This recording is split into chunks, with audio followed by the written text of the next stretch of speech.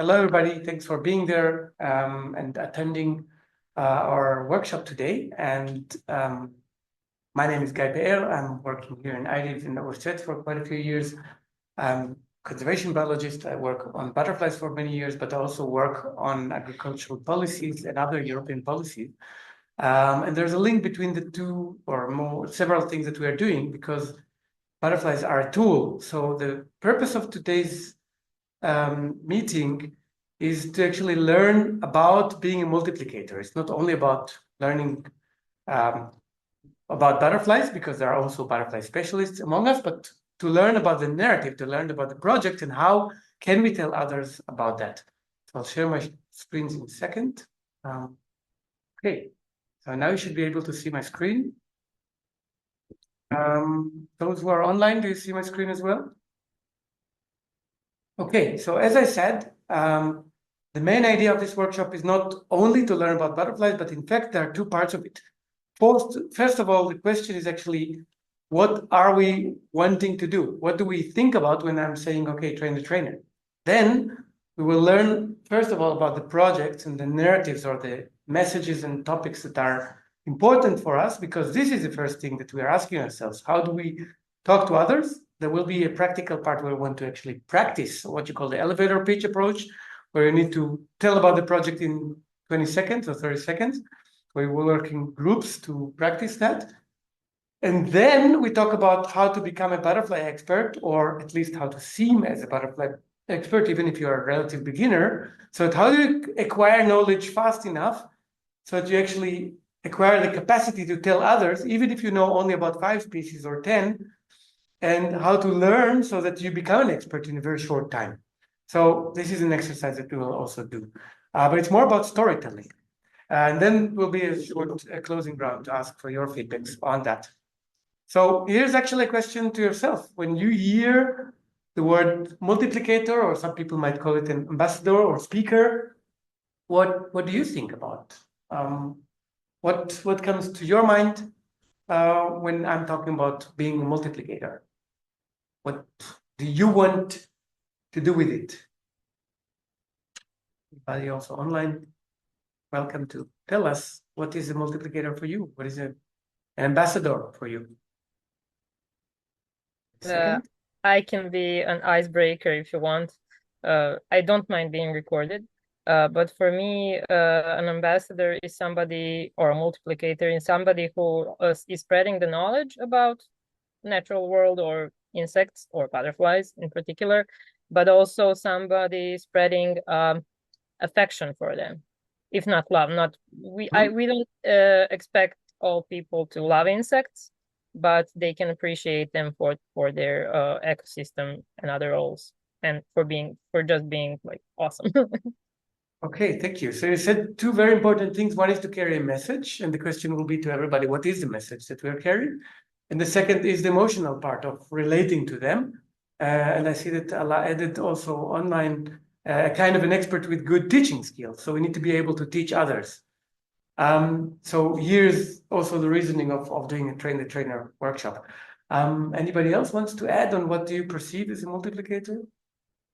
What do you want to multiply? What for? Why do we do that? So butterflies are in this sense an instrument, but instrument to do what? What do we want to achieve? Your opinion? Conservation. Conservation messages, okay. Is it more conservation or education? Steffi, do you have? It's both. Like we educate, but we educate to increase awareness about the biodiversity crisis, and to also teach about measures we can all take to tackle this. Yeah, it's a question also, what do we want to do?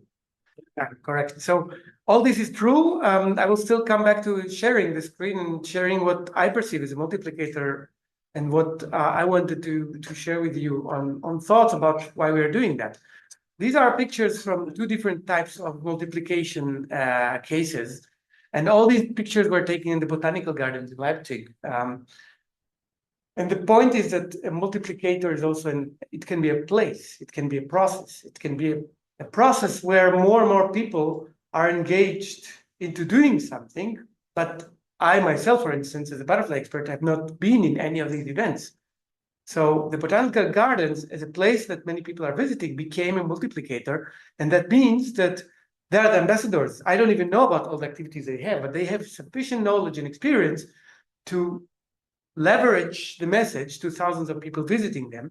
And by that, they become a multiplicator, both by their capacities, but also by the place they are. And the other thing I wanted to show you is actually a mapping that we've been of the different organizations that are involved or have become involved directly and indirectly in butterfly work around the VielFalterGarten project. This was a map produced by Jennifer Haug as an evaluator, external evaluator of the VielFalterGarten project. And there she could show us actually who's working with whom, how do you do that? And her main message here was it's really important to build a network, to make sure that the network is not centralized around one organization, because if one organization has to do everything, we might collapse. And if the main person or people that do that are not there anymore, or the project is over, we're over with the entire story. So the question is always about how do we engage more people in being part of a network so that we all work together towards an aim. And so this is the question of multiplication for me. And for that, it's time to talk about the projects, because without that, we don't have a message. So I'll tell about the two projects that are building up this work and funded also to do this in 2020 to 24. There was the project VielFalterGarten, which was funded by BFN as what you call a collaborative project, a Bundprojekt in German, between UFZ and iDiv, where we're residing, Biodiversity and the city of Leipzig. And the goal was primarily education and conservation, but also citizen science, looking at butterflies together, learning about them. Here we come to the 15-minute count, and networking among each other. So that was part of the 4 aims. The project from a financial perspective is over in 2024, end of April, but it continues as an initiative and it continues as a process. And that's why I'm also telling you about that now, because the narrative of VielFalterGarten is still valid for nowadays. So the main question is actually, what do you do, right? It's not only about what your aims are, but practically when you come to somebody, they would ask you, okay, what do you do in this project? And the answer is very simple. It's one of two, more or less. It's observing butterflies, either the team or those people joining us in doing that, and improving the management of parks, of green areas, of our gardens, of whatever areas that we can do with. And so the idea is that with observations, you know better about what can be done and vice versa. So the best is, of course, when people do both, but of course we have people that either improve their management without telling us what they do and we don't have the data, fine, we still did something, or they observe without changing the management, which is also very valuable because then we know how different measures affect the system, or they do both and they're part of a bigger experiment over time. We started small. We started during COVID time. It was very demanding, but we first had to build the capacities, to build the website, the app for reporting, to build our own knowledge, to train the trainers, as we're doing now. And by the end of the project, we had over 800 people registered as participants and interested in the project. We had over 300 sites registered and collected data over 11,000 butterflies in 15-minute counts that were conducted by the people. So this is a map of Leipzig where you can see where people have been observing butterflies. They've been observing more or less 44 species of butterflies, which was an impressive result for us to see that so much was done. So in the year 2024, when UNP Plus started, and also as a continuation of VielFalterGarten, we had also the joining of new cities, Mannheim and Berlin. Mannheim is part of the UNP Plus project that we will be hearing about in a few seconds. So UNP Plus is the second project which allows actually to continue VielFalterGarten and continue exploring our ideas. And in UNP Plus, the idea is to improve urban nature plans in order to integrate biodiversity into society. So we're talking here about streamlining biodiversity and creating thriving biodiversity city-rich in Europe, places which are good for people and for nature. And there are two, so to say, lighthouse cities, Paris and Barcelona. In Paris, actually, they have been starting with the butterfly counts already in 2005. They're the ones to start with that. And we learned from them. And then now we are helping the cities of Burgas, Mannheim, and Belgrade with the hope that in all three cities we will manage to establish citizen science as part of the way to support the improvement of green spaces. So the point in UNP Plus is that basically we have the biodiversity strategy for 2030. We have the nature restoration regulation established now in 2024. But then when it comes to the actual implementation, if you look into the nature restoration regulation, it doesn't actually ask much from cities. And we don't know if it would work. You need to go a lot beyond what the nature restoration regulation actually asked for, and really go to the point and ask, if the city invests more into green areas, is it working? Are we creating and generating accessible areas to those needing that? There's also a question here of justice and accessibility to high quality areas. And how do we evaluate high quality? Then we come back to butterfly. Here's an instrument to know about the quality of the area they're in. And it's an instrument that people themselves can take and bring to the city. So they can communicate their own needs using these data. And here we're carrying a message. So as I mentioned, Mannheim already started, Berlin already started, and we are trying to initiate this year Belgrade and Burgas, and hope to have also other cities across Germany, but also in Europe. But then we need to come to the question of what do we want to communicate? Here, unfortunately, I see that the quality of this beautiful poster when you use the Google Slides is dreadful. So rest assured that we have excellent quality and also printed version of this poster, which are frequently used in the beginning of our presentations. After the break, we can also bring you the poster so that you can have it and even hang in your office. Anybody who wants to have it for their homes or offices are welcome to receive it. This poster was developed by TMD, Typefalter Monitor in Deutschland. This is the butterfly monitoring scheme of Germany, established 2005. And what I love about this poster is that it represents diversity. It represents Vielfalt, the Vielfalt part in VielFalterGarten. So for English speakers, Vielfalt stands for diversity. Falter is the word for the German word, or one of the German words for butterfly.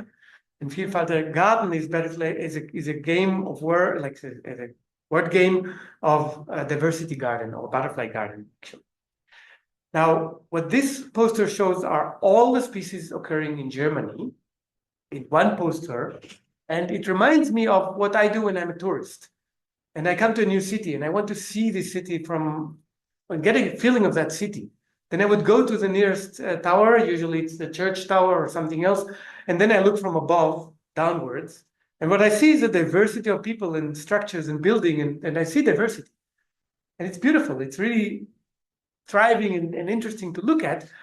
But then if I want to understand diversity, I'll need to go down the tower and talk to people. And I'll need to talk to different people because every person carries a story. And if I want to understand diversity, I need to understand the story. So that's what we actually do in VielFalterGarten. And this is what I call the VielFalterGarten Narrative. The idea is, how do we approach people and get into diversity in 5 minutes or 10 minutes maximum? So this is something you can do with kids in kindergarten, and we are doing that in kindergarten, in schools. We do that with gardeners while they're working. And the question is, how do I do that during a break? So I'll come to that in the next part. That's in order to hold kind of the story for a later part. But I'll come back to the question first of what do we actually want people to do? Because first, as I mentioned earlier, it's about doing something, right? So we need to first think in the mind of the project and think, okay, what do I want a person that hears about butterflies to actually do at the end, right?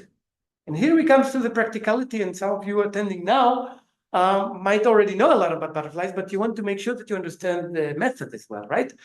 So let's recall first that there is already, for a long time, the tradition of butterfly counts using the Pollard walk. Pollard walk method was established already in 1977. in England, established in many other countries, starting with Netherlands, 1981, etc. And people walk along a transect.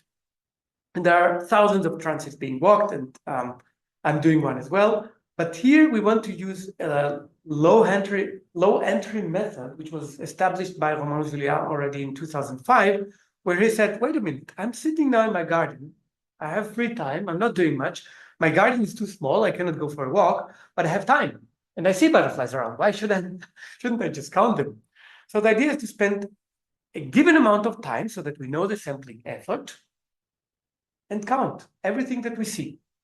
And if we see nothing, it's also valuable. Or if we see an unknown white, it's also valuable because I have biomass, I have numbers. And then slowly, every beginner can start counting and become an expert, because usually within a given garden, there will be a very small number of species. And you learn very quickly your own species in your site, exactly as in the transit case. So the point is to become an expert of your own area within a few weeks or months latest. And just count. Don't be intimidated that it's for experts. Everyone can try. And the protocol is very simple. First, we tell people to select a place that they visit often. Because if they need to travel somewhere to do that, and they do a service for us, we didn't achieve anything. It needs to be a site that they visit anyway, like their park, their favorite place where they do lunch, their own garden if they have one. But if not, then they can help us in learning about what happens in different parks. So find your favorite place, download the app. We have in Germany the VielFalterGarten app, but in other countries, we're using the butterfly count, developed by EBMS, developed under CEH guidance. And so here there's the QR for downloading the butterfly count app.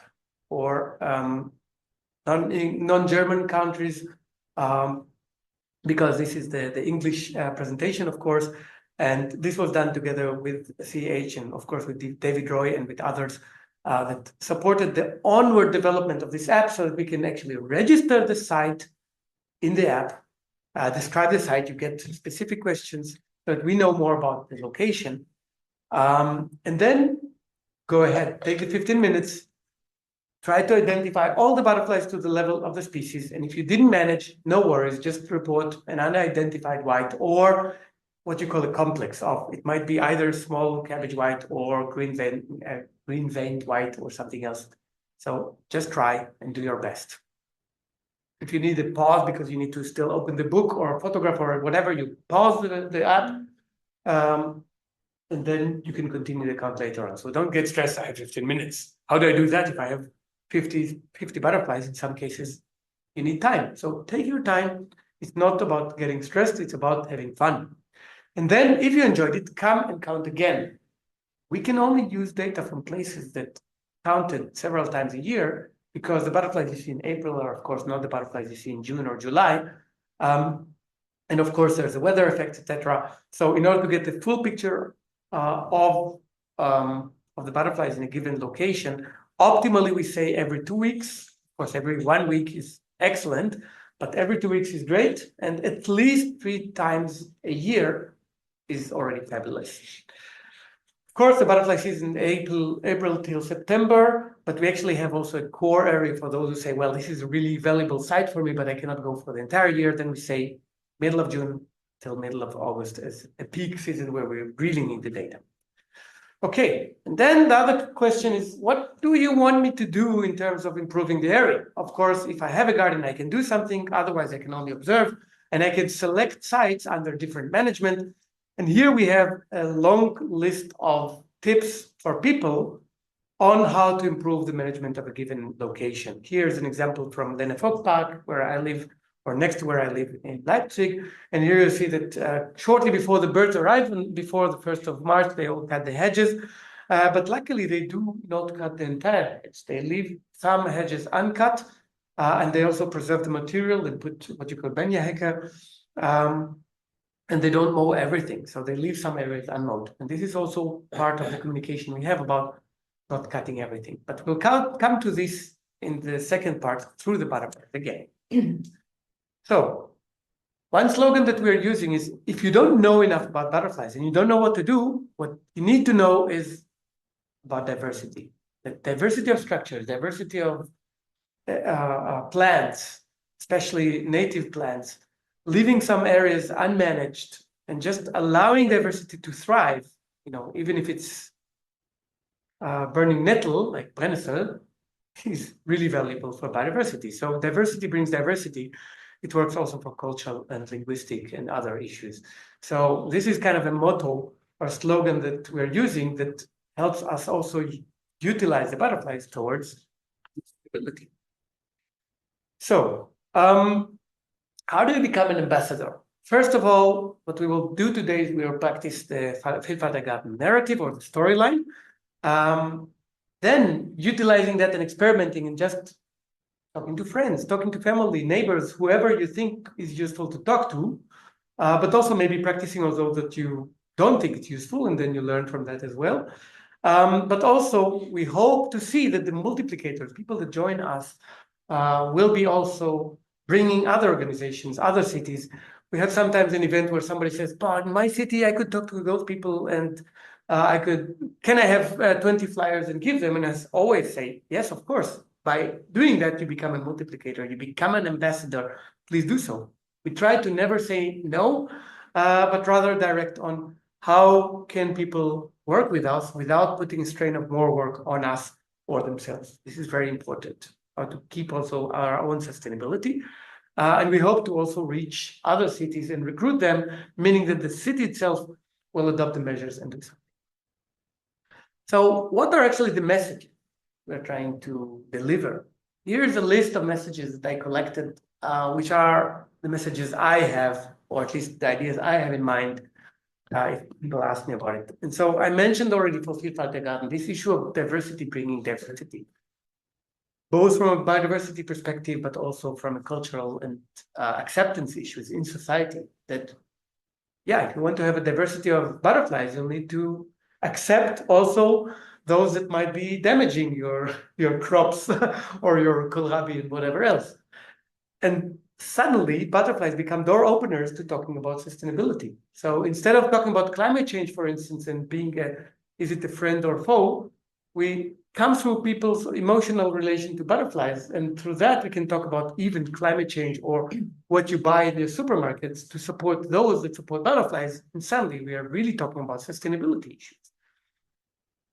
The next issue is that actually VielFalterGarten for me is more about bringing people to nature than bringing butterflies back to town. So it's not about bringing butterfly from 50 kilometers away, but rather improving the management of the city to allow the butterflies to recover, but more so bringing the people to work with us in doing so. So it's equally a social and an ecological project. And that's also why we're now developing this new slogan that I want to promote in the coming months of everyone counts butterflies, everybody and every butterfly counts. And implicitly, you can notice that also the messages of democracy are there as well, because about we count you, we count on you, we count with you, and everybody counts, which is very much about also voting system. We can vote with our wallets, we can vote with our actions. Everybody is part of a democratic participative process of leveraging message. That brings also to the messages and ideas of UNP Plus, which is about improving the quality of urban green spaces, but you need a measure for quality. And here the butterflies are the indicator. And that helps streamlining biodiversity in society. It helps us talking about justice and diversity because we can try, and this is an experiment to run, which we will try to run this year, of reaching other people, reaching new target groups that are not the usual suspects attending the green events of a given environmental NGO, but really trying to come to people. The other issue is the accessibility to high quality green spaces, which is an issue in different cities. And we do want more cities to participate because in different cities, there are very different pictures of who has access to green spaces.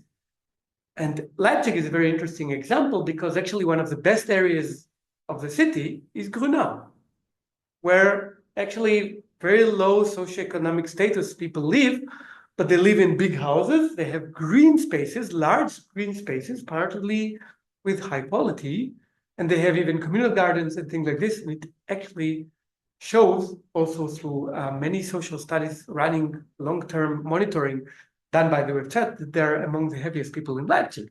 So you can actually try to find cases where you can improve the quality for green spaces and quality of life for people through different perceptions. Okay, so the point is here that we also want to empower people to speak for nature, to speak for their own needs, that they need green spaces with shade because it's hot in summer and the shade is necessary not only for butterflies but for us, and that we need more greenery because it also cools down, etc. So the point is to link the biodiversity, the climate, the quality of life, etc. with each other, and with that you can foster an evidence-based dialogue. You need the data to show whether the location is of high quality or not. And another topic in UNP Plus, which is very important, is the topic of health, mental health, physical health. This accessibility is also something that you need in order to cool yourself when it's hot physically or to recover mentally from the strenuous life in town or a strenuous day. You need a quiet, nice looking location where you can hear birds and see butterflies. And through this experience, you can improve your own health. Okay, this is the time for me to stop talking and for us to all think about the elevator pitch. So the question now is, how do we do that? You heard me talking, and our idea was now to take 10 minutes in couples. And you can do that also online. I can divide people online into groups. I will soon also stop the recording and allow people to do that quietly. But the idea is to try, first of all, in 3 minutes. You have 3 minutes each. Tell about the project to each other. So you have 3 minutes. In your case, Gavin and Ayal, you have each of you 3 minutes to tell about the project. You stop, the other one doesn't. And then you do it again in 30 seconds. So tell about the project. Think about how do you reach a person that didn't think about it before, and how do you come into a dialogue? You can talk about that after the break. So I will stop sharing my screen. And I will stop the recording for a little while. Okay, so we resume the recording now, and we practiced a little bit how do we do the elevator pitch among ourselves. And you already felt it, that each of us is doing it differently, and each of us has this feeling of, I would do it differently. And that's really important because we are all ourselves. We are not supposed to speak for somebody else. We need to speak for ourselves, from our own experience, our own feeling, and also experiment a little bit with it, of like, how do I approach people? And this is actually the most important question that I'm going to put for you to continue thinking about, because we cannot resolve it just now. So I'm sharing my screen now. And this is the question of the context that you're working on. How do you reach people and how do you come to a dialogue in the most immediate way? And you noticed yourself that within the first 10 seconds, you can already do that because you can easily come with a question. You could ask them, do you like butterflies? Or I usually come to a person in park saying, I don't want money, it's about butterflies. It's really about butterflies. And then you can actually start talking to them because like, we're trying to bring butterflies back into town. Do you want to hear about it? Then yes, or no, leave me alone. Okay, I saved my time. After 15 seconds, you already get the facial expression of yes, please, or leave me alone. And I saved my own time. This is really important to also help ourselves in profiling. How do we talk to different people, different ages, etc. It requires practice, but it requires also courage. And it requires thinking a little bit before you approach a person, what do I do? And trying it. So this is the point of being a multiplicator. So after practicing that, the second and shorter part of our meeting today is about getting to know butterflies. And I'm not going to make you into butterfly experts now. Forget about it. Partly because there are at least 2 people that know butterflies here. And secondly, because in 25 minutes that we have for this meeting, I'm not going to teach you about all the butterflies in German. So first of all, it's about getting the narrative right and getting the idea of what do I want to do with the butterflies. And here you see a picture of the life cycle of one species. I need a volunteer to tell me which species it is because I didn't write it, I forgot. Or maybe I didn't. Waiting.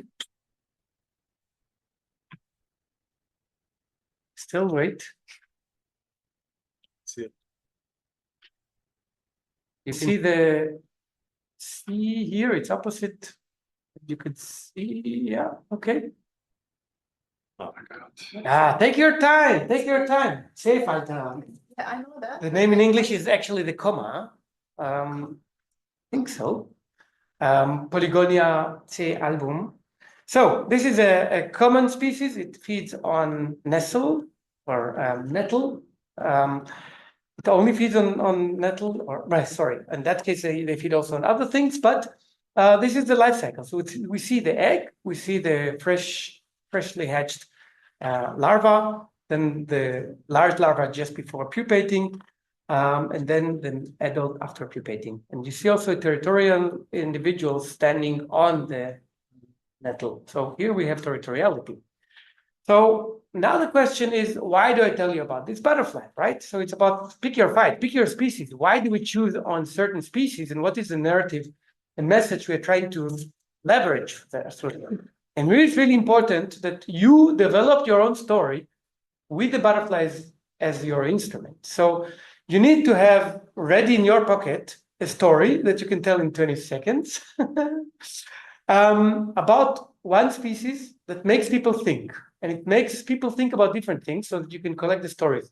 In schools, when we do a workshop, for instance, we take 5 species and we say, okay, as I said earlier, we have the poster, we have 140 species in Germany, or 180 with the Alps areas.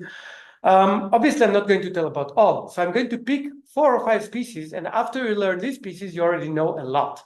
Because through complementary stories, you get several messages already in.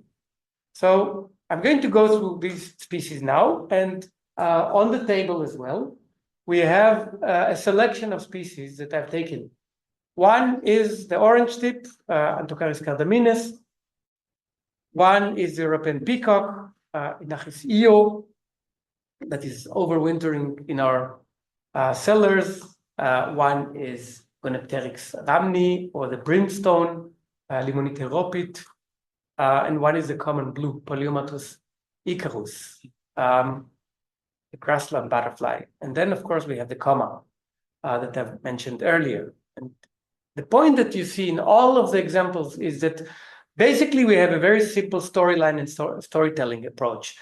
First of all, get to know the species. When you tell somebody about a person, you normally first start with describing how this person looks like, about the character of this person, and something interesting about it.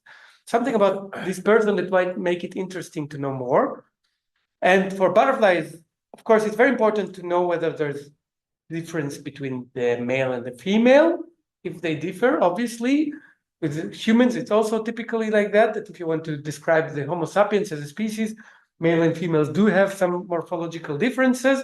Same for butterflies. How long it takes them to complete the life cycle, because this is really important for management. Then the question is, what do they feed on? We need to help people within 20 to 60 seconds to understand the world through the view of a butterfly, which is actually world from the larva side. And if people stop thinking about flowers and start thinking about host plants, where they already achieved a very important issue about conservation measures, it's not about flowers, it's about the larvae. It's about completing a complete life cycle from beginning to end. And then the other question is, how do they survive winter? Or in summer, in arid areas, how do they survive summer? How many generations do they manage per year? So we need one species with 1 generation a year, maybe another species with several, and this is where the storytelling starts.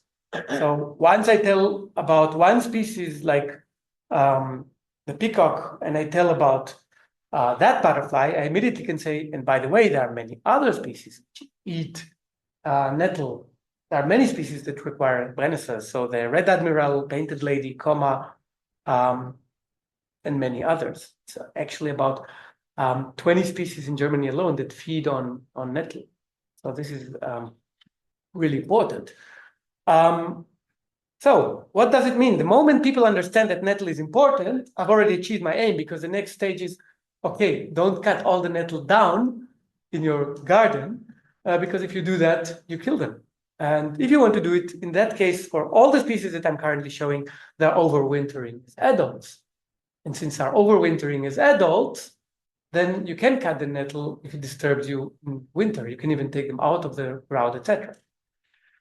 So now it's not a problem. In winter, they're not there actually, and don't worry about that. The other tip is like to give the people feeling that you tell them something that they didn't know, but that they can use at home. When I look for larvae of the red admiral on the left side upper, I don't look for larvae. I actually look for folded leaves because they close themselves inside and you don't see the larva. So what you see here is the house that the larva built for itself to hide in. And once you see these folded leaves, you could identify immediately if you have butterflies on your plants in your garden. And please don't open them. Please don't ruin that because they are pretty sensitive to other predators. And I mean, there's a reason why they hide, obviously. So don't disturb them. But once you know that they're there, don't cut it down. The second species I wanted to go through is Conepteryx rhamni, or the common brimstone. Yeah. This species is laying eggs on alder or buckthorn, what you call rhamnus in the botanical name. They have one generation, and actually one tip about this species is that they are the longest living butterfly, at least as adult in Germany. They live a full year. And it's like people think, oh, butterflies live maybe 1 year, 1 day, or 5 days, or a week. Well, think again. There are many species manage 2, 3, 4 months. All the species I mentioned that are overwintering as adults are from September to or October until April, May. This species is overwintering outside, and so they can survive with an antifreeze material up to or down to minus 20 degrees Celsius, no problem.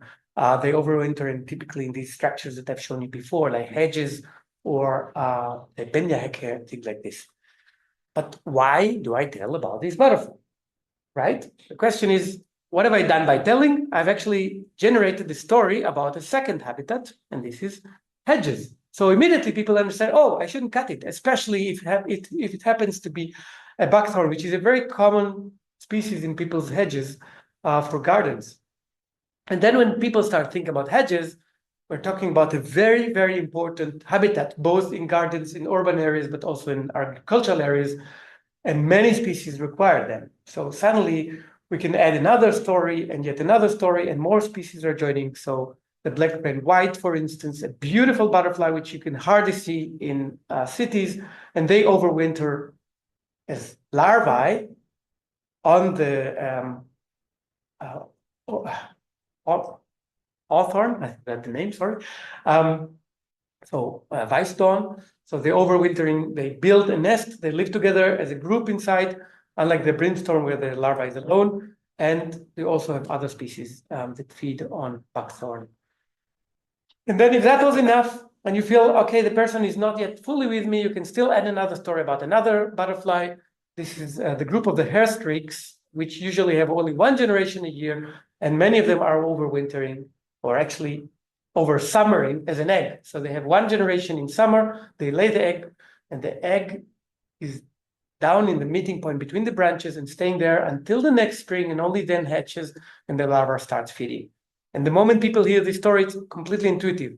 Don't cut your hedge. It doesn't matter if it's in August, September, October, or March, they will not survive a deep cutting of the hedge. And if you do cut, then cut parts of it and not all of it in one go. There you are. The message is there. So look at your own clocks, see how much time passed, and you already have 2 habitats and 2 different measures of what you can do in your garden or in agricultural areas. And this is the point of the narrative that we're using for telling a story and immediately using the story and the life strategies into leveraging towards an action. The next species, and again, pay attention that I'm selecting usually common species that people can see in their own garden so that it's easy to affiliate. Poliomatus icarus, or the common blue, Hauheichel-Bläuling. The male from the upper side is blue, the female from the upper side is brown with orange points, very beautiful. The females also have a second form, sometimes they're actually bluish, And from the underside, when they close their wings, you can see in the middle, the male and female are relatively similar, with less blue in the case of female. And I'm telling all that partly because the another species, Aricia agestis, looks almost the same but doesn't have this bluish color. So suddenly, two species in one go. And the point is that they lay their eggs on many different species of, sorry, now linguistically it's very difficult with so many species, but Ononis, clay, so different Trifolium, clover species, and many other species. Hauheschel, for instance, is another species. So what is that? Clover is growing in our gardens, no problem.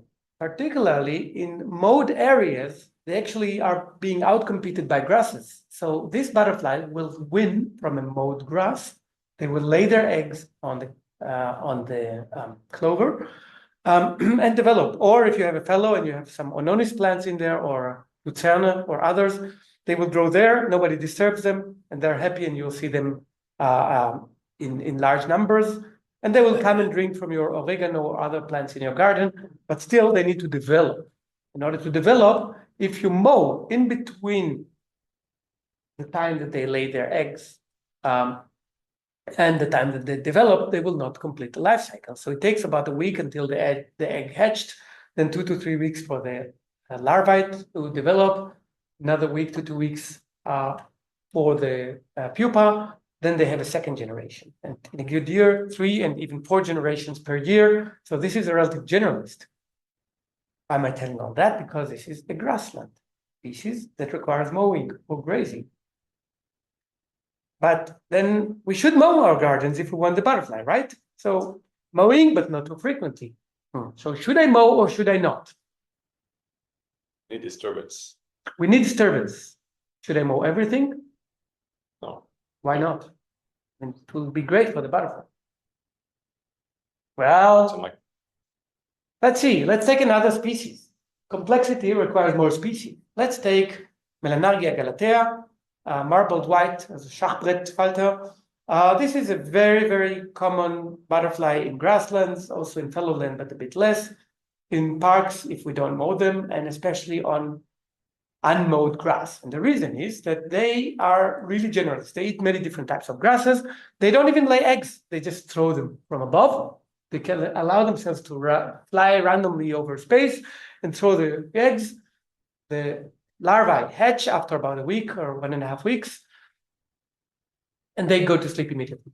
They hide in the tufts of vegetation, and then under rocks, and then if it's unmowed, they will feed next year when they wake up in April or May. And if you mow it very intensely with a machine, they're not there anymore. Lost them. So they need these structures. So should I mow or should I not? If you want to help the common blue, you need to mow. If you want to help the marbled white, you need to avoid mowing. So probably you need both. That's the point about leaving unmowed areas, leaving set-asides, and creating diversity. If you don't know, diversity brings diversity. So just don't do everything in one go over large spaces, and you already got multiple species, because the story I'm telling is a story of lawns versus prairies and grasslands. It's about the many species, including what you call the grassland butterfly index, the many species which need a healthy grassland. So this is something which is obviously very intuitive to many people. When you see a blooming prairie full of flowers, bees, and butterflies, you know that this is well managed. But actually, there is a certain level of grazing or mowing. If you don't mow it, it will not remain a grassland anymore. So you do need to mow or bring sheep or whatever else. Not too much, not too little, not the entire space. And with that, the story was completed, and still we did not take that much time for the story. Of course, if you do a walk with people, then telling this story while seeing the butterflies will be extremely effective. But the point is to think ahead of time, which species do I use and how do I learn them in a way that is interesting and makes other people want to hear more and use that for their own decisions in their park, or tell others, oh my goodness, you're doing something. Leave the island of unmowed vegetation. Last and definitely not least, a very charismatic species, Papiliomachon, the swallowtail, or in German Schwalbenschwanz, one of the biggest and most beautiful butterflies in Germany and Europe, and people notice it. They see it from far away, and they usually complain, I see eggs and I found larvae, but I didn't ever see this butterfly in my garden.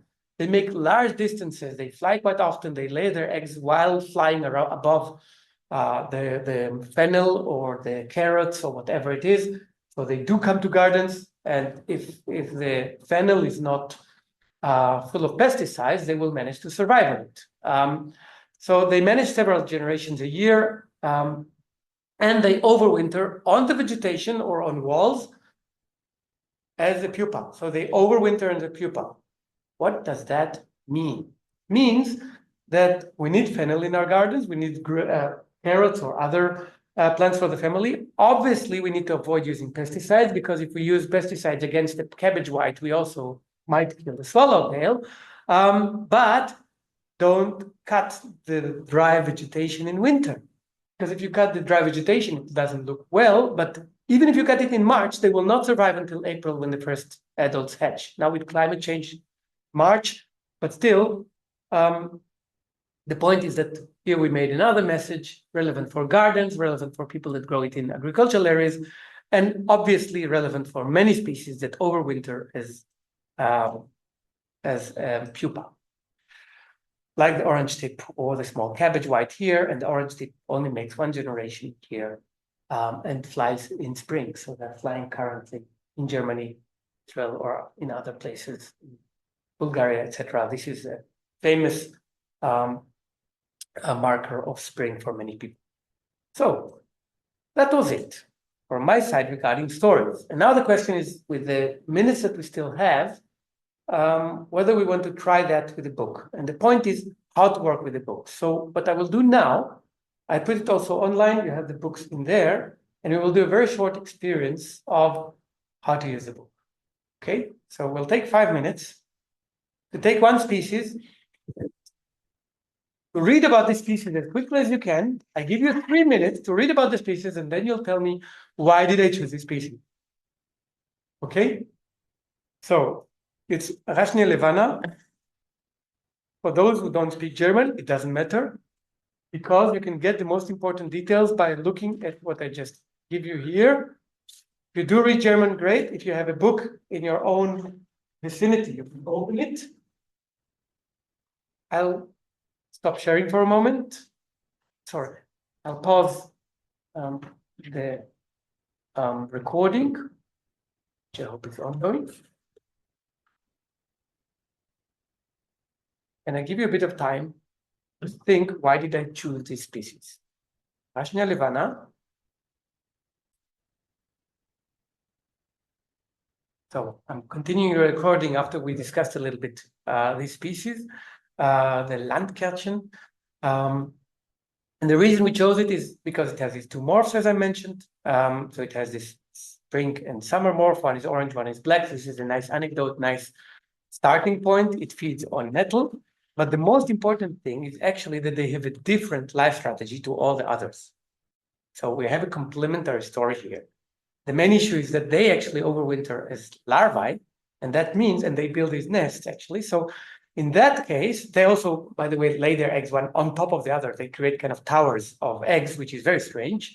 It's a unique structure in nature. So again, an anecdote. But if we want to preserve them, and our house or garden is next to the forest, we shouldn't cut the nettle also in winter. So suddenly we're talking about a conservation measure, which is relevant for another habitat or environment. I would not select this species for people living inside town, because inside Leipzig or other places you hardly find them, but people who live next to the forest, for instance, do have this species. So this is how we need to think which stories and which inputs we want to give to people depending on the context we are in. With that, I will share my screen and continue. I will give you, of course, homework, those who are interested in that. And this is to learn the next species by yourself, of course. These are two species, actually, that look similar. And I already give you the tip that the only way to differentiate between these two species, Coleus hyale and Alba cariensis, the only way is through genetic work on the adults or by the larvae. but because the adults look almost the same, you actually cannot differentiate between them. So when it comes to reporting, the 15 minutes count, etc., you need to put them as, so to say, a complex. There's no way to differentiate them between them. Okay, so again, the main issue is how to use the book. The point is that in the book, in the upper part, you can see the life strategies. In that case, in the German book, you have the egg. So when during the year you have the egg, the larvae, the pupa, and the adult. And the moment you see this, you can see also when is the adult activity and how many generations they have, even without going into details. You have the map. You have a high chance or low chance in the area where I am to see the butterfly. And then you have information that I mentioned earlier. Most important information, in my opinion, would be the host plants. It comes usually with the habitat, followed by the overwintering strategy. And if you know these three, I think you've already done everything that you need in order to know what needs to be done and how you use this species as a butterfly. So with that, I want to approach the end for today and think with you on how can we become an expert, or can we look like experts even if we're not, so that when we can come to a group, come to a class, or come to a new group of people, we can help them learn with us and without embarrassing ourselves that we're not experts. So first of all, what is important is to practice watching butterflies and using the book. Collect anecdotes so that you can start with something that people want to listen and want to know more. Observe butterflies yourself. When you speak from your own experience, then you're a multiplicator. If you don't do that, then you will always talk about third parties, somebody else doing that. It's your project, it's your work, it's your experience. With your experience, you come to people's hearts and minds a lot easier. And then people always love getting tips on how to watch and photograph butterflies. So wear green, tell people to do the same. If you want to watch a butterfly and see them from close distance, especially when they drink, it's not a problem. Just move slowly. They don't see you when you move slowly and you're wearing green because you're just part of the environment. And then if you want to photo shoot them, watch your shadow as well. You're moving with your shadow. So bring your camera, usually in the handy or mobile phone, you have usually a very good camera. So use it, put it forward, stay behind, and make a good photo. If you're coming closely enough, no problem. And learn also, this is something we're not going to do today, but maybe for the experts, learn to look at them, not only to try to identify, to see what they're actually doing. That's the same as people. If you want to enjoy diversity of people, sit there on the bench and look at what people do. Same with butterflies. A female would usually spend the time, especially in the afternoon, laying eggs. So if you follow her, if you know how to identify a female, obviously, you see that they fly very low above the vegetation. Usually when there are no flowers, there's a reason why they fly there. They don't just spend their time, especially if they're females, they don't have time to waste. So usually, if you follow a butterfly that is low flying above the vegetation, they're usually touching the plants. They literally test the taste with their fingertips. So they scratch and they taste. They have the taste buds in their legs as well. Another anecdote. Then they test, check, and then they lay their eggs. Courtship, of course, when they fly together, usually it will be very short, followed by mating. Most of the flights we see when there's a female and others are actually male harassment, or at least males trying to convince a female, and usually the female would put the abdomen up, open the wings, and do like that, like shivering. This is a mark of leave me alone, I have other things to do. So it's not really courtship, but rather refusal flight. Territorial flights, they fly up together, then they land, and one individual would usually land at the same place. So if you know that the species is territorial, stay there and they will come back to you. Hilltopping, if you go up to a mountaintop, usually you will see lots of butterflies. They're mating there, they're meeting there, it's a rendezvous place. Look at how many tips you just got in about 4 minutes. So, and last but not least, for anybody that wants to be a multiplicator, don't forget that there are also other people doing these things. So don't forget them because they're important too. So in Germany, you have TMD. In other countries, you have also butterfly monitoring schemes or other organizations doing that. So coordinate and make sure that you avoid confusion about who's doing what. Because the 15-minute protocol is complementary in a way, or it's a different protocol to the transects. In some countries, we do both transects and 15 counts, in minute counts. In other countries, it's a bit different. So in your own context and country, make sure that you're coordinated with others. So I'll try to be very short in the last minutes. And this is a question of actually, what can I do or should I do as a multiplicator? And the answer is that it's a very personal decision. So you've now attended about 1.5 hours of listening and thinking about butterflies, and you could decide doing many different things. Obviously, also when you see these pictures of butterflies, you can try to recognize them. And if you don't, then you have great homework. But the point is to think, what can I do? And I would say start by counting. If you didn't count yet, then go ahead and start counting. And if you want to be a multiplicator, count in more than one side so that you can compare and tell from your experience what happens when you count in a park with or without flower strips, or in a fallow land compared to a field, or a fallow land in the city compared to an intensely used park. So when you have 2 or 3 points that you adopt and collect data, you already help us in the projects to gather the data. But then the other thing is to talk to other people in organizations. So what we need you is to train others. And so this is why it's train the trainer. And this is why question, what should I do, is what is in your capacities and interest? Where do you think you can be of help for yourself and your own interests, and where we can work together, because it's about doing things together. So to wrap up, we do have a lot of material that we've already generated, and we're not the first ones to do that. So we have generated the project flyer in German, in English, and we can also translate to other languages, and we're in the process of doing that. We have the protocol for the 15 minutes in English, German, and currently also in other languages. We're developing Bulgarian, Hungarian, if necessary, Spanish. Serbian already is translated. So we can always produce more. Eventually, it's about translation and checking with you. As a multiplicator, you can help, or as an ambassador, you can also translate to other languages. And then it's yours. Garden brochures and handout materials. Our handout material in German has been translated, and we are just needing to check a few issues. If you want to have this brochure or the handout, please let us know. And there are also many identification guides. These are really important for beginners. This is the one thing that people really love. So make sure you have them, or even have them at hand. Don't forget the Spring project and the EBMS website, where they already have created a lot of materials for many different countries. And of course, be in contact with your PMS coordinators who have a lot of materials. Signposts and other things that people really love putting in their garden, as like, this is not a mess in my garden, this is a butterfly garden. And people appreciate being appreciated. So with that, I would like to thank you for your attention and to ask for your feedbacks. To that end, I will stop my recording now, stop sharing the screen. And thank you for your attention.